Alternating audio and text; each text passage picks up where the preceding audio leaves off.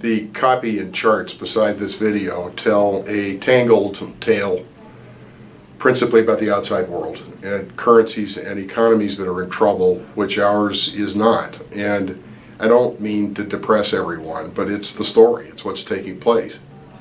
The last great currency crisis in the world, known as the Asian contagion, took place from 1997 to 1998. It culminated in a default by Russia on its bonds. It spread throughout Asia based on Asian nations which had borrowed in dollars. And as the dollars rose in value, the Asians couldn't get a supply they could afford, and they defaulted on business loans. The net effect here in the United States is one of the best couple of years that the economy's ever had, and in some respects added to the stock market bubble which was taking place at the time. So what's taking place overseas is not necessarily bad news. It could get embarrassing, but it's worth watching. The consequences of it are unknown, the timing is unknown, even the mechanisms are unknown, but the tale itself is amazing of what's taking place inside Europe and inside Japan.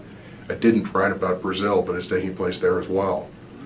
A second story that I did not touch on is the American election. And people have asked me all week long, what's the election going to do? And the answer is probably nothing, maybe.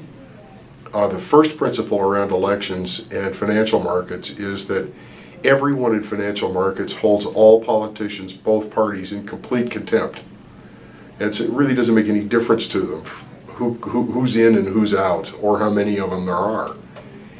The conversations in Congress will change. The Republicans will have, they'll drag in Federal Reserve officials. They'll try again to fold up Fannie Mae and Freddie Mac, but I can't find much of economic note that's likely to come from the election result.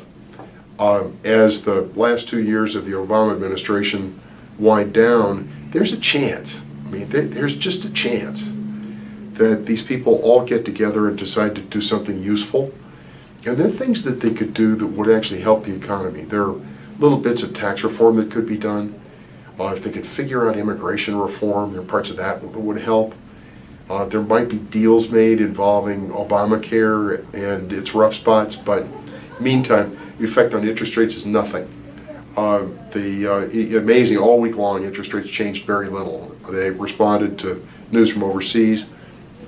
Biggest week of the year, biggest week of every month is the first one for economic data. We came through the week really unchanged from Monday. Have a good weekend.